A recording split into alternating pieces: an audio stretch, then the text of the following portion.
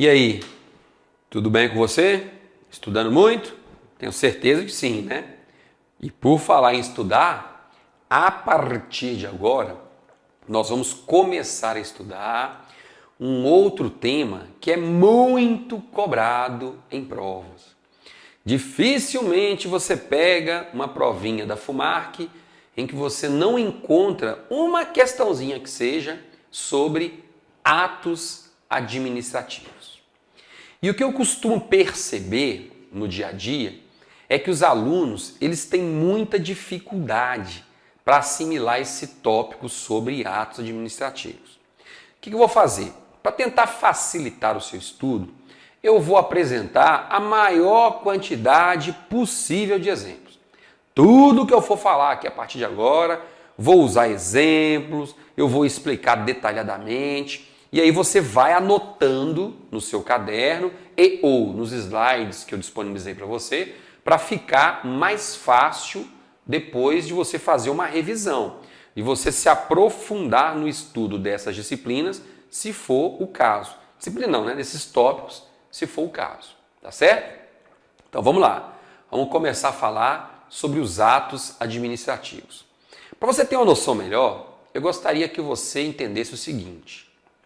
Quando a administração pública tem que executar alguma atividade, quando ela tiver que fazer alguma coisa, ela vai providenciar essas atividades por meio de atos administrativos. Essa é a regra. Então, as atividades internas da administração pública e mesmo aquelas que alcancem pessoas que estejam fora da administração, que são as atividades externas, elas vão se materializar, elas serão realizadas por meio de atos administrativos. Quer que eu te dê um exemplo?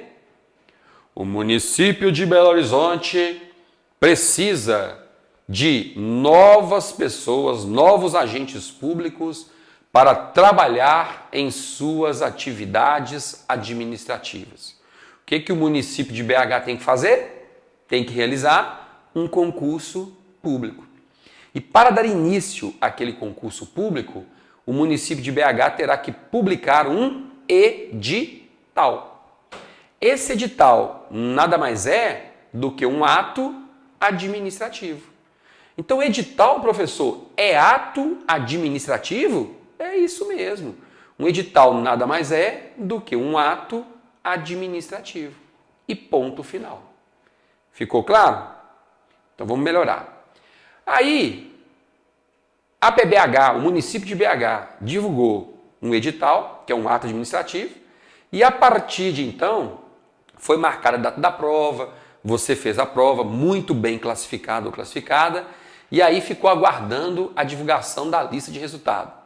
A lista de resultado foi divulgada e você ficou lá primeirona. Agora, você está aguardando apenas a publicação de mais um ato administrativo para que você possa começar a tomar as providências para se tornar um servidor ou servidora público ou pública municipal. Qual providência é essa? Publicação do ato administrativo chamado de nomeação. Tá feito. Aí vamos supor que você tivesse feito um concurso para agente de fiscalização da vigilância sanitária da Prefeitura de BH. Determinado momento, você foi fazer uma inspeção, né, em algum estabelecimento comercial e constatou que aquele estabelecimento estava vendendo produtos impróprios para o consumo. Aí você fez o quê? Teve que aplicar um ato administrativo em relação àquela atividade irregular. Qual ato administrativo é aquele? É o ato chamado multa. Tá vendo? Na verdade, toda a atividade da administração em si, ela vai se materializar por meio de atos administrativos. Essa é a regra. Por que eu digo que essa é a regra? Porque existem exceções, por óbvio. Existem exceções, professor? Existem exceções. Mas, basicamente, quando a administração pública tiver que fazer alguma coisa, ela vai fazer por meio de atos administrativos. É o que eu quero que você entenda. Agora vem aqui. A professora Maria Silvia Zanella de Pietro, cujo livro acaba sendo muito utilizado também pela FUMAC, ela diz o seguinte: cuidado para não confundir essas nomenclaturas, viu? Por quê? Pelo seguinte: é possível que em determinado momento nós utilizemos a expressão atos da administração, tá? E o que seriam atos da administração? Que beleza, é impossível, minha canetinha não vai funcionar. Peraí. Tá, agora deu. Atos da administração. Então, essa expressão atos da administração é uma expressão genérica, uma expressão ampla. Dentro dessa expressão atos da administração, eu vou ter os chamados atos administrativos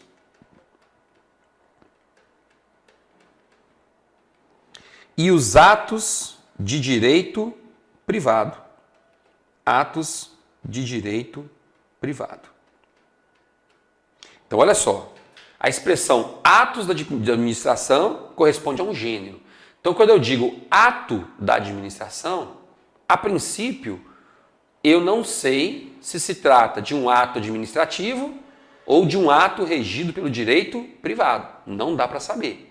Aí eu terei que analisar o ato com mais detalhes para saber se trata de ato de direito privado ou ato administrativo.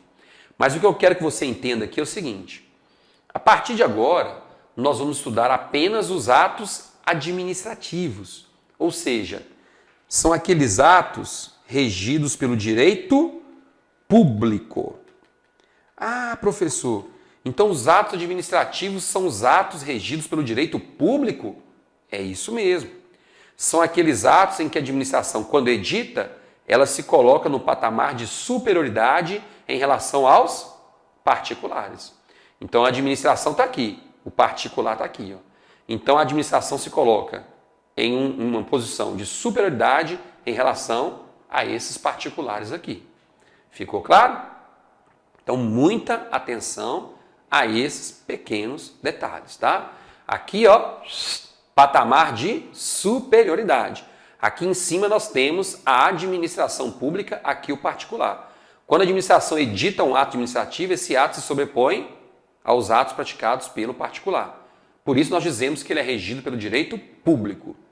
Já os atos de direito privado são aqueles em que a administração vai se colocar no mesmo nível do particular. Ela não se sobrepõe ao particular. Ela está no mesmo nível do particular. Claro que esses atos regidos pelo direito privado, eles são praticados em situações excepcionais. Por exemplo, quando a administração pública, por meio de seu agente público, assina um cheque autorizando o saque de um valor na conta corrente. Isso é um ato regido pelo direito privado. Não tem nada a ver com ato administrativo. Quando a administração pública realiza uma doação a terceiros, isso é um ato regido pelo direito civil. Por mais que nós tenhamos algumas regras também dentro do direito público, mas esse ato, essencialmente, ele é regido pelo direito civil, direito privado. Então, a administração não vai se colocar em um patamar de superioridade em relação ao particular nessa hipótese. Não vai se colocar numa situação de superioridade. Tranquilo até aí? Então, atos da administração é um gênero e dentro dessa expressão eu tenho duas espécies. Atos administrativos e atos regidos pelo direito privado. Nós não vamos estudar, a partir de agora, os atos regidos pelo direito privado, mas somente os famosos atos administrativos. E por falar nisso, para a gente começar a estudar o direito administrativo, mais precisamente aqui, né, no que se refere aos atos administrativos, é necessário que a gente tenha acesso a um conceitozinho de ato administrativo para começar a trabalhar as suas características. Porque essas características, vira e mexe, são cobradas em prova. Então vamos analisar aqui um conceito de ato administrativo elaborado pelo professor Eli Lopes Meireles, tá? E aí, a partir desse conceito, nós vamos aprofundando um pouquinho mais. Então vamos lá, vamos para o slide. O professor Eli Lopes Meireles entende que ato administrativo é toda manifestação unilateral de vontade da administração pública que, agindo nessa qualidade, tenha por fim imediato adquirir, resguardar, transferir, modificar, extinguir e declarar direitos, ou impor obrigações aos administrados, né? Ou a si própria. Vamos dar uma olhadinha nesse conceito aí? Então vamos lá. Primeira informação que você tem que extrair desse conceito. O ato administrativo é um ato unilateral. É manifestação unilateral. O que significa isso? Ele depende da vontade de apenas uma pessoa, de uma das partes que está envolvida naquela relação jurídica. Depende da vontade de quem? Apenas da administração. Então veja, em determinado momento, um agente do município estava fazendo uma inspeção em um açougue e constatou que o proprietário do açougue estava comercializando carnes impróprias para o consumo, vencidas, estragadas. E aí? E aí que, neste caso, o agente da fiscalização municipal vai aplicar uma multa. A multa é um ato administrativo. E por que a multa é um ato unilateral? É simples. É porque o agente de fiscalização não vai perguntar se o particular concorda com a aplicação da multa. Olha, particular, constatei essa irregularidade aqui e agora eu vou ter que lhe aplicar uma multa. Você concorda? Se ele perguntar se o particular concorda e ficar aguardando a resposta para depois aplicar a multa, então não é ato administrativo. Porque você fala assim, não, concordo, pode aplicar. Tá vendo? Então fugiu da noção de ato administrativo, porque houve um acordo entre as partes. Então, uma das características do ato administrativo é justamente essa. É um ato de manifestação unilateral. A administração pública simplesmente aplica a multa e ponto final. Não pergunta se o destinatário da multa concorda com aquele ato administrativo. Tranquilo? Então, é ato de manifestação unilateral. Segunda característica. O ato administrativo, em regra, ele é editado por agentes públicos que atuem dentro da administração pública. Seja um agente público da administração direta, seja um agente público da administração indireta. Essa é a regra. Contudo, entretanto, todavia, também existe a possibilidade de os atos administrativos serem editados por alguém que não faça parte da administração pública, que não integre a administração pública, porém que esteja no exercício de uma função pública. Se estiver no exercício de uma função pública, aí não tem conversa. No caso em concreto, esse agente que trabalha numa entidade, numa empresa particular, também poderá editar um ato administrativo. Quer um exemplo? Concessionários e permissionários de serviços públicos.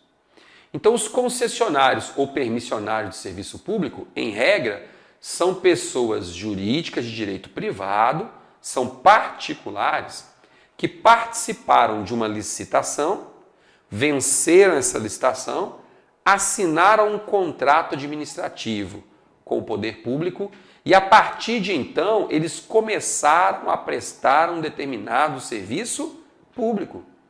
Então, em algumas situações, quando estiverem prestando esses serviços públicos, eles poderão editar atos administrativos, mas só quando estiverem no exercício da função pública. Por isso, a situação é excepcionalíssima. Então, somente em caráter excepcional é que um particular, desde que esteja no exercício de uma função pública, pode editar um ato administrativo. Certinho? E por último, os atos administrativos produzem efeitos jurídicos. Como assim produzem efeitos jurídicos? Quando se edita um ato administrativo, alguma coisa vai acontecer como consequência da edição daquele ato. O que mais precisamente, professor? O que eu não sei, mas alguma coisa vai acontecer. Nós teremos ali uma aquisição de direito, uma modificação, uma extinção de direito, uma declaração, não sei. Algum efeito jurídico vai acontecer. Beleza? Então, essas são as características que você tem que guardar acerca do conceito de ato administrativo.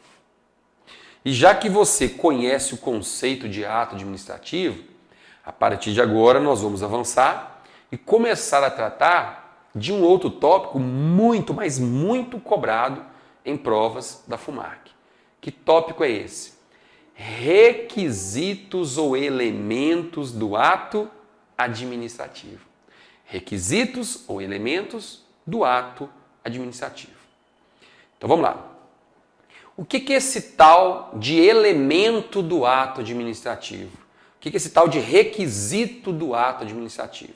Bem, requisitos ou elementos do ato administrativo nada mais são do que determinadas condições que devem ser observadas no momento da edição do ato administrativo para que ele seja considerado válido, para que ele seja considerado editado em conformidade com a lei. Então, para que um ato seja considerado válido, legal, editado em conformidade com a lei, é necessário que 5 requisitos sejam observados, que 5 elementos sejam analisados antes de se editar o ato administrativo. E nas questões em prova da FUMARC, a banca adora cobrar o seguinte tipo de questão. São elementos ou requisitos do ato administrativo, vírgula, exceto. Então isso a banca adora cobrar. Não dá para errar uma questão dessa. Por quê? É questão muito básica, muito simples. Basta que você decore, que você memorize os requisitos dos atos administrativos. Então não dá para errar uma questão dessa em prova. Vamos ver então quais são esses requisitos ou elementos do ato administrativo? Anote aí. São requisitos ou elementos do ato administrativo. Vou anotar aqui. São requisitos ou elementos do ato administrativo. Primeiro, a competência. Segundo, a forma. Terceiro, a finalidade. Quarto, o motivo. Quinto, o objeto.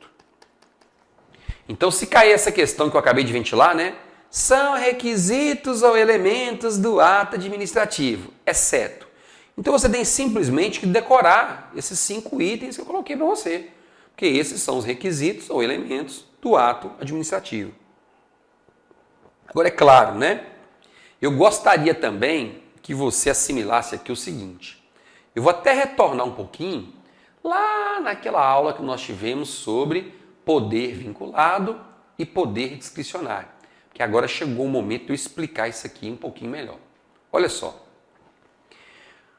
Se eu estou tratando de requisitos ou elementos do ato administrativo, significa que quando um ato administrativo for editado, é necessário que se observe essas condições.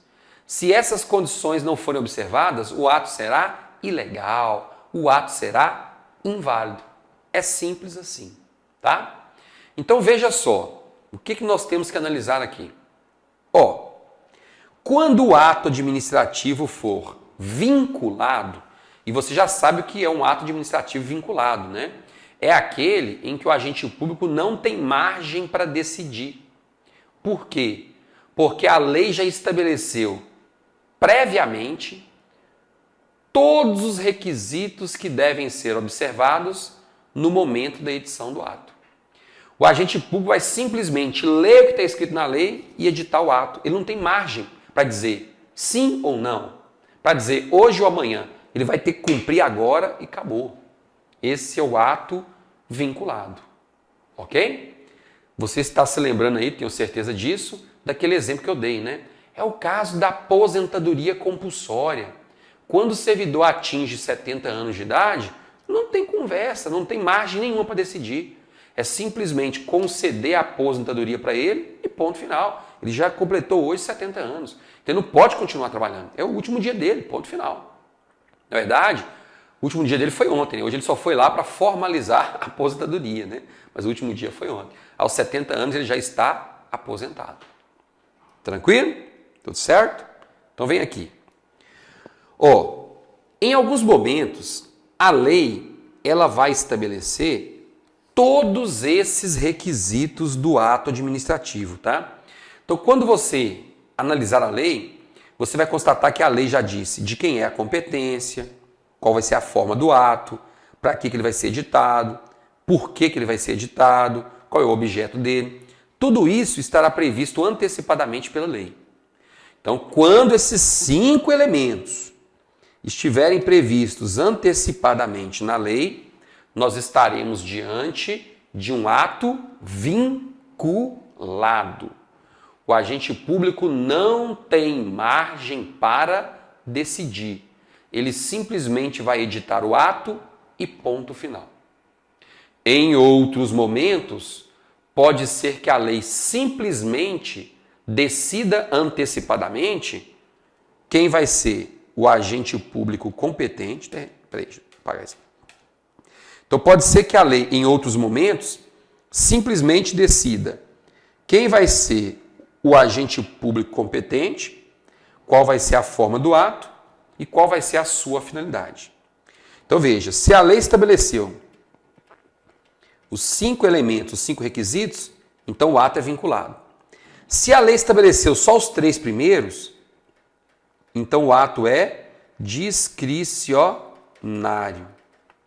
Então, ato discricionário, como você já sabe, é aquele ato em que existe uma margem para a administração pública decidir. Ela pode dizer sim ou não, hoje ou amanhã. Tá vendo? Ela vai avaliar a conveniência, a oportunidade. Então, neste caso, de qualquer forma, a lei sempre será responsável por definir a competência, a forma e a finalidade.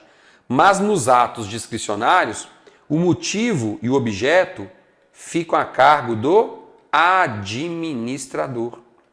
É ele que vai avaliar aqui o que nós chamamos de conveniência e oportunidade. Essas são as características marcantes do ato discricionário. Conveniência e oportunidade. Assimilou? Tudo certo? Então você já sabe. Se a lei estabeleceu antecipadamente os 5 requisitos do ato, o que o agente público tem que fazer? Ele simplesmente vai ver o que a lei mandou fazer e vai fazer. Agora, se a lei tiver estabelecido apenas os 3 primeiros requisitos, competência, forma e finalidade, e não tiver falado nada sobre o motivo e objeto, porque o motivo e objeto estão a cargo do administrador para ele decidir, então é porque ele vai ter uma margem para atuar. Então esse ato vai ser discricionário. E no primeiro caso vai ser vinculado. Tudo certo? Então vamos começar a falar sobre cada um desses requisitos ou elementos do ato administrativo. Porque se cair em prova, você vai tirar de letra. Primeiro requisito é o requisito de competência. O que significa essa competência? Que é estabelecida previamente pela lei. É o seguinte, o ato administrativo não cai do céu. Alguém tem que ser responsável por editar esse ato administrativo. Esse alguém é o agente público. Agora, qual agente público é o responsável? Não sei. Tem mais de 20 mil agentes públicos aqui na PBH, né? Quem vai ser o responsável pela edição desse ato? Não sei. Quem vai dizer é a lei. esse requisito está previsto antecipadamente na lei. Então, eis a tal da competência. Em alguns momentos, essa competência também é chamada de sujeito, tá? Competência ou sujeito. Então, vamos lá. Muita atenção. Em alguns momentos, a lei simplesmente diz o seguinte: compete exclusivamente ao prefeito nomear candidatos aprovados em concursos realizados pelo município de Belo Horizonte. Beleza. Então a lei diz, com todas as letras, compete exclusivamente ao prefeito de BH nomear candidatos aprovados em concursos públicos municipais. Acabou. Então veja, nesse caso, a competência é do prefeito de BH. Mas sabe o que aconteceu? Não me pergunte por quê. Em determinado momento, o secretário de administração do município de BH editou um decreto nomeando 16 candidatos aprovados em concurso público para trabalharem na Secretaria de Planejamento do município. Tá vendo aí? Quem nomeou? Secretário Municipal de Planejamento. Veja, o que aconteceu nesse caso? Aconteceu o seguinte: a lei diz claramente que só o prefeito pode nomear esses candidatos aprovados. É exclusividade do prefeito. Quem editou o decreto foi o secretário municipal.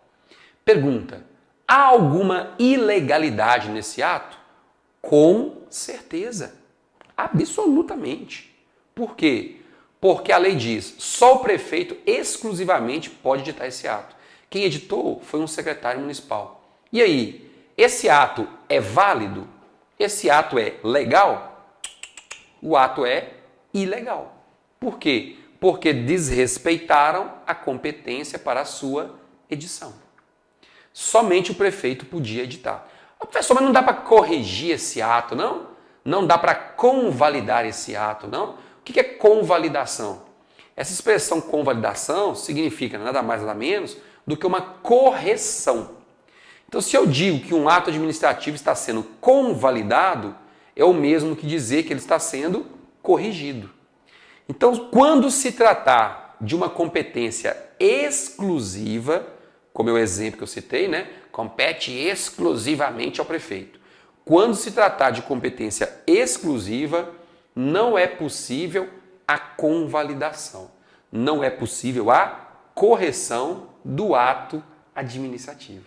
E aí, professor? E aí que o ato terá que ser anulado. Vamos ver daqui a pouquinho. Certo? Tudo tranquilo? Agora, pode ser que a lei simplesmente tivesse feito a seguinte menção: compete ao prefeito editar o ato de nomeação de candidatos aprovados em concursos públicos municipais. Veja, a lei não falou compete exclusivamente, ela só falou compete ao prefeito. E aí veio o secretário municipal e publicou aquele ato. Pergunta: está errado? O ato é ilegal? É, o ato é ilegal, porque a lei fala que a competência é do prefeito. Quem editou foi o secretário. Só que você tem que perceber que a lei não fala que compete exclusivamente ao prefeito. Então, apesar da ilegalidade inicial, é possível que aquele ato seja convalidado, porque não se trata de competência exclusiva. Então, dá para corrigir esse ato, professor? Dá para corrigir esse ato. E como é que se corrige? Vamos supor que o secretário municipal de administração tenha publicado o ato no dia 1º de julho de 2015.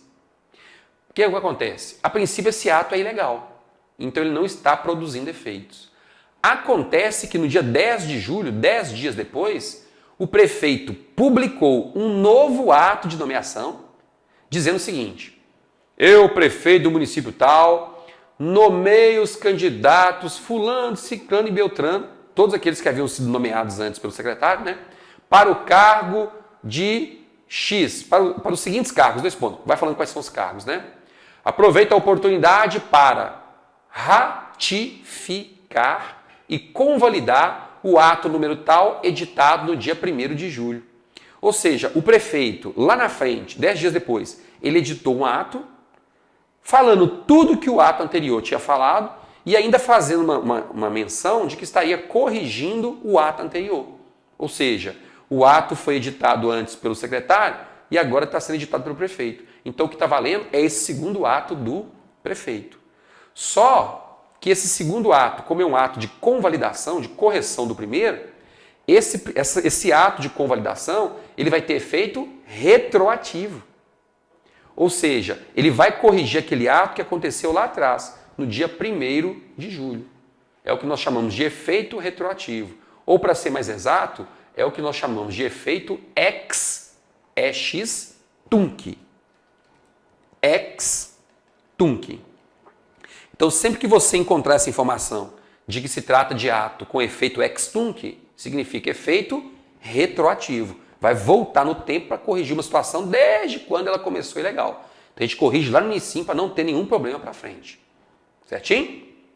Então, a princípio, nós vamos fazer o intervalo e daqui a pouquinho eu volto para a gente continuar falando sobre a competência. Beleza? Daqui a pouquinho eu estou de volta. Até mais.